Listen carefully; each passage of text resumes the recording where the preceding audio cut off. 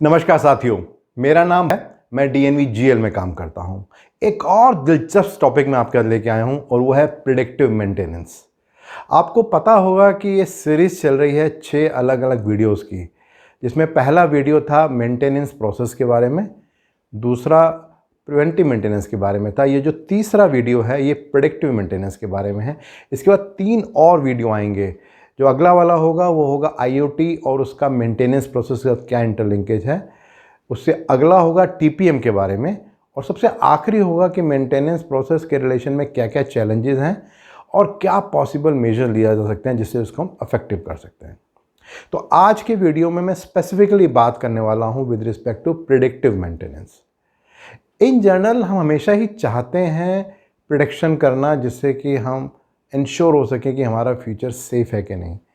अगर आप किसी ज्योतिषी को देखेंगे तो वो फ्यूचर हमारा बताता है कि आने वाले दिन अच्छे होंगे या बुरे होंगे और उसके बेसिस पे हम कुछ एक्शन लेते हैं। टीवी पे अक्सर बताया जाता है कि आने वाले दिनों में क्या टेम्परेचर रहेगा, बारिश का क्या हिसाब रहेगा और उसके बेसिस पे भी हम बहुत सारे डिसीजन लेते हैं। कुछ कुछ इसी तरह से प्रिडिक्टिव मेंटेनेंस भी होता है, जहाँ पर based on some conditioning monitoring हम ये प्रेडिक्ट करते हैं कि ये मशीन कब तक ठीक चलने वाली है और कब पॉसिबिलिटी है इसके फेलियर की, और इससे पहले कि फेलियर हो जाए उस मशीन को हम ठीक कर देते हैं जिससे कि उस लॉसेस को हम टेक केयर कर सकें। इन जनरल 3 मेन ऑब्जेक्टिव होते हैं प्रेडिक्टिव मेंटेनेंस के। जो पहला ऑब्जेक्टिव होता है वो होता है प्रोटेक्शन ऑफ द मशीन। ये देखना कि मशीन सही स्थिति में है कि नहीं, या कब पॉसिबिलिटी है कि उसके अंदर कोई ब्रेकडाउन आ सकता है। जो दूसरा मेन ऑब्जेक्टिव है वो है इंस्पेक्शन ऑफ द मशीन, कि मशीन को समय समय पे चेक करना और उसको देखना कि कौन सी मशीन ठीक चल रही है, कौन सी मशीन ठीक नहीं चल रही है और उसका ट्रेंड चार्ट किस तरफ चल रहा है। जो तीसरा मेन ऑब्जेक्टिव होता है वो होता है फेलियर डायग्नोस्टिक। ये देखना कि कौन से पॉसिबल कारण है, वाइब्रेशन के कारण, टेम्परेचर के कारण या किसी और कारण से, जिस कारण से वो फेलियर होने वाला है या हुआ है, जिससे कि फ्यूचर में हम एक्शन ले सकें और अवॉइड कर सकें उन ब्रेकडाउन्स को जो पहले आ रहे थे। देन एक और इम्पॉर्टेंट बात इसको समझने की है कि ये जो प्रेडिक्टिव मेंटेनेंस है ये हमें किन के लिए करना चाहिए। तो अगेन इसके लिए 3 मेन क्राइटेरियाज हैं कि कहाँ पर हम प्रेडिक्टिव मेंटेनेंस कर सकते हैं। पहला तो वहाँ पर जहाँ पे बहुत ही हाई ऑपरेशनल कॉस्ट है, एक्सपेंडिचर बहुत ज़्यादा है। स्पेशली अगर आप कंस्ट्रक्शन में या माइनिंग में देखेंगे तो बहुत हैवी कॉस्ट होती है वहाँ पर, तो वहाँ पर हम प्रेडिक्टिव मेंटेनेंस कर सकते हैं। इसके अलावा वहाँ पर जहाँ पर मशीन बहुत सेंसिटिव हैं और कभी भी उनका अंदर ब्रेकडाउन आ सकता है, जैसे कि हम ऑयल एंड गैस की बात करते हैं, जहाँ पर उस सेक्टर में हमें पता नहीं है कि ब्रेकडाउन कब आएगा और अगर ब्रेकडाउन आ गया तो काफ़ी सेंसिटिव हो सकता है with respect to the process and all that. जो तीसरा इंपॉर्टेंट फैक्टर है that is with respect to human safety, कि जहाँ पर यह खतरा हो कि अगर कोई मशीन ठीक से काम नहीं करेगी तो किसी की लाइफ को भी खतरा हो सकता है। जैसे एविएशन सेक्टर में भी प्रेडिक्टिव मेंटेनेंस को बहुत ज़्यादा इंपॉर्टेंस दी जाती है। देन इसके बाद जो अगला स्टेप बहुत इंपॉर्टेंट है with respect to predictive maintenance, वो ये है कि क्या पॉसिबल स्टेप्स हो सकते हैं जिसके थ्रू हम प्रेडिक्टिव मेंटेनेंस कर सकते हैं। तो सबसे पहले इन 5 स्टेप से पहले ये बहुत ज़रूरी है कि हम ये एज्यूम करके चल रहे हैं कि ऑर्गेनाइजेशन के अंदर एक अच्छा मेंटेनेंस का प्रोसेस है और अब ऑर्गेनाइजेशन एक नेक्स्ट लेवल पे जाना चाहती है, तो वो कंडीशन बेस्ड मॉनिटरिंग के बेसिस पे ये देखना चाहती है कि किस तरीके से वो प्रेडिक्टिव मेंटेनेंस को अफेक्टिव कर सकती है। तो जो 5 स्टेप्स हैं उसका जो पहला स्टेप है वो है आइडेंटिफिकेशन ऑफ क्रिटिकल इक्विपमेंट। सबसे पहले ये बहुत ज़रूरी है कि बहुत सारे इक्विपमेंट में से कौन से ऐसे इक्विपमेंट हैं जो ऑर्गेनाइजेशंस के लिए बहुत इंपॉर्टेंट हैं with respect to cost, human safety या उसका जो एक्सपेंडिचर हो सकता है उसके बेसिस पे। जो दूसरा स्टेप है वो है हमें अलग अलग सेंसर्स लगाने हैं जिससे कि हम कंडीशन बेस्ड मॉनिटरिंग कर सकें और हम बहुत सारा डाटा कैप्चर कर सकें विद रिस्पेक्ट टू कि उस इक्विपमेंट का बिहेवियर किस तरीके से हो सकता है। जो तीसरा स्टेप है वो ये है कि उस डाटा के बेस पे हमें यह देखना है कि क्या क्या पॉसिबल फेलियर मोड आ सकते हैं इस इक्विपमेंट के अंदर, उसको हमें अंडरस्टैंड करना है। क्या वो वाइब्रेशन के कारण है, टेम्परेचर के कारण है या कोई और कारण है उस कारण से जिस कारण से वो फेलियर उसके अंदर आ सकते हैं। जो चौथा फैक्टर है वो है कि उन फेलियर मोड्स के बेसिस पे हमें यह देखना है कि क्या फ्यूचर प्रिडिक्शन हो सकती है फेलियर की, उसको हमें अंडरस्टैंड करना है और एनालाइज करना है।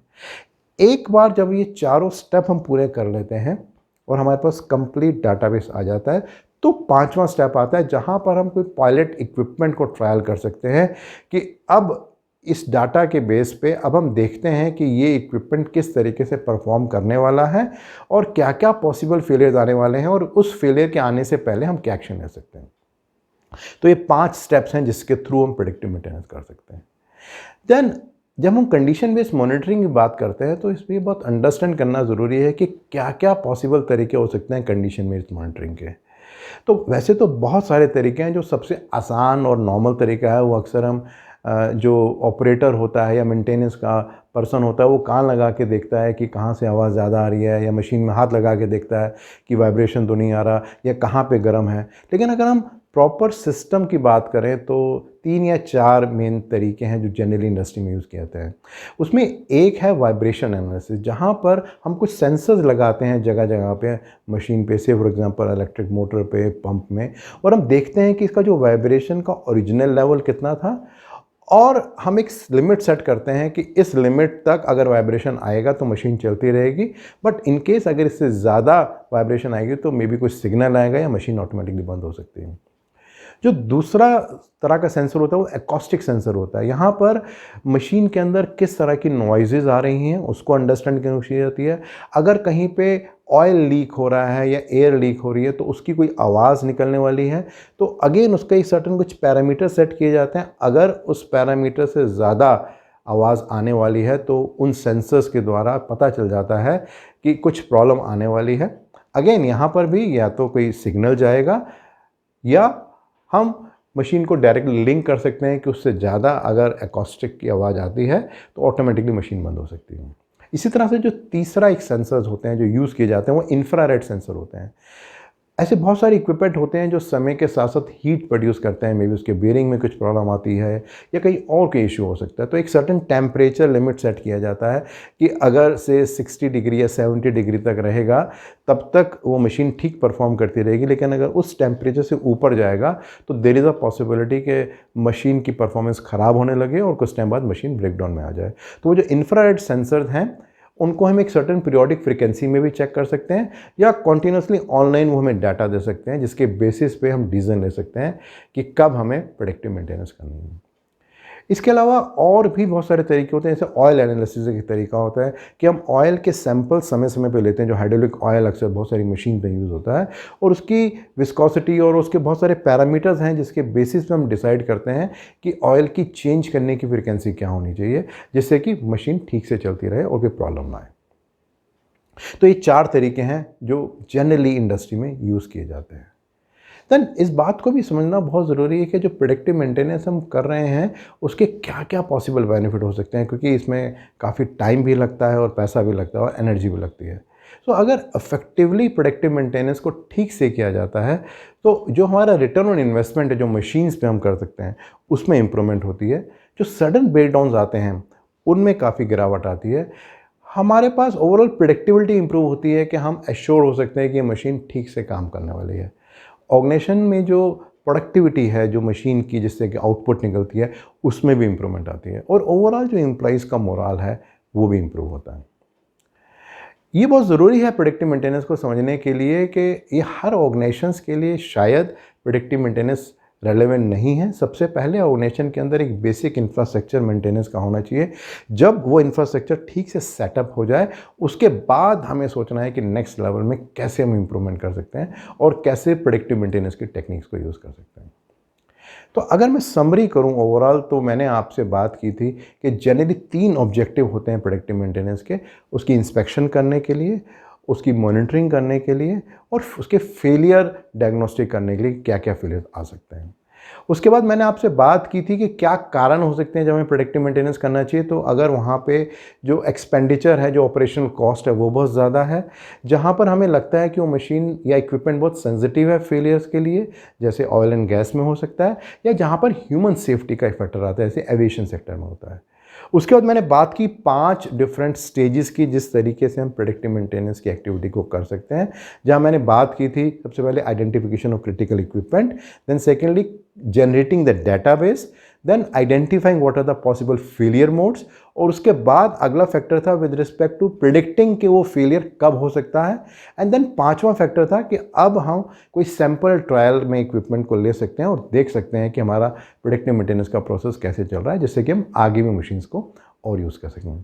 Then I talked about 4 different techniques, possible techniques हैं जहाँ से हम प्रेडिक्टिव मेंटेनेंस जो कंडीशन बेस्ड मॉनिटरिंग हम कर सकते हैं, इंफ्रारेड रेज के द्वारा हम कर सकते हैं, एकॉस्टिक्स अनदर एक तरीका है, ऑयल एनालिसिस है और वाइब्रेशन एनालिसिस है। एंड देन लास्ट में मैंने उसके बेनिफिट्स की बात की। तो ये था पार्ट 3। जो नेक्स्ट पार्ट है वो इंटरनेट ऑफ थिंग्स और उसके रिलेशन में आज के समय में मेंटेनेंस प्रोसेस में क्या क्या हो रहा है और उससे क्या बेनिफिट हो सकते हैं, उसके बारे में आपसे बात करने वाला हूँ। अगर आप इस वीडियो को और डिटेल में जानना और समझना चाहते हैं तो नीचे जो ब्लॉग है उसको आप अगर क्लिक करेंगे तो आप और जानकारी जा सकते हैं। और अगर आप चाहते हैं कि इस तरह के वीडियोस रेगुलरली आप तक आते रहें तो मेरे YouTube चैनल को आप सब्सक्राइब भी कर सकते हैं। धन्यवाद। भव्य मंगला है।